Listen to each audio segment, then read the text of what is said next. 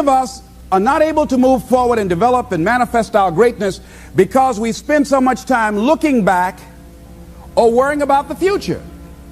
See, you cannot go into the future and manifest your greatness when you have various things in your life that's blocking you. When you keep your commitments, you're able to produce some different kinds of results in your life. So how can we keep our commitments? And do we keep all commitments? No, we don't. You will not be at 100%. However, you will have a greater percentage rate of maintaining your commitments to yourself, whatever those things might be.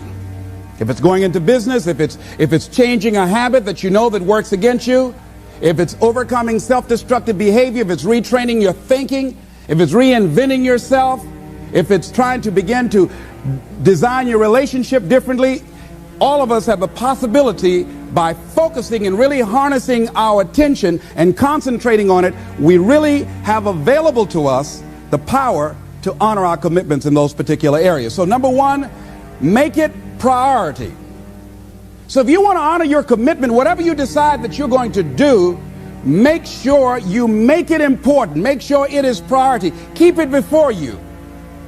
The other thing is, whatever that you want to do, whatever you want to begin to create and beginning to manifest your greatness and strengthening your level of commitment, and it's really exercising your will, find something that you want to do on your goal, one action step, but make sure it stretches you, that it challenges you, but it's doable, that you can do it.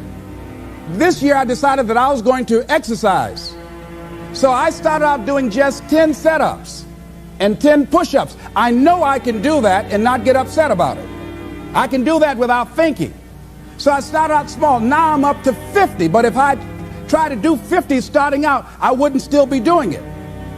So I started doing it in manageable segments. Do that. And that strengthens your will. So my commitment now is strengthened and fortified by the activity of actually doing it. So now I can expand and build from there. When I decided to begin to manage my money differently, and I started saving 5% of my money, then I increased it to 10%, then to 15%. So now I have disciplined myself to live off 75% of my income. I took discipline to do that, but I started watching how I was spending my money. I started keeping a log and following myself. So you want to begin to find something that is manageable, that you know that you can do. The next thing, in beginning to keep your commitments to yourself, have some friends that will hold you accountable, that won't let you off the hook, that won't tolerate anything less than the best from you. People that will support you in this new way of being, in this new state of consciousness.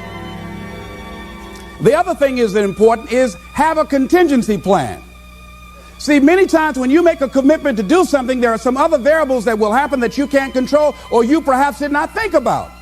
So you want to have some other plans going on. You want to become creative. See, most people don't keep their commitments because when something goes wrong, they just stop. They don't have a contingency plan. So they don't know what to do next. Start being creative. If you challenge yourself, many times we say, I don't know what to do. And I always ask myself, but if you did know what to do, Les, what will it be? That activates another part of my mind. I start thinking about the possibilities and just experimenting. But many of us just stop dead in our tracks. I don't know what to do. You do know what to do. You've got genius in you. Challenge yourself, push yourself, make yourself come up with something. Use your imagination. And what you will find is that you know more than you realize that you know. That you're more creative and more resourceful than you realize that you are. And as you do that, the more you do it, the easier it will become. At first, it's going to be a struggle.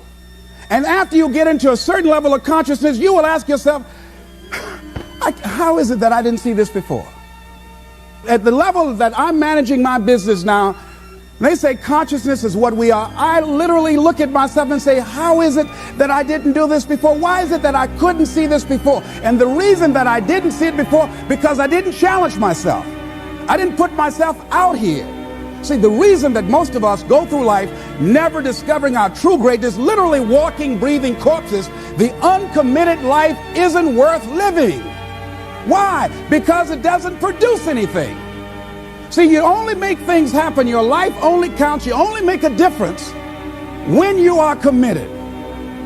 When you make a commitment with your life, that's the people that make a commitment with their lives, the people that make a commitment to their customers, the people that make a commitment to their families, to their relationships, are the people that make the greatest impact in life.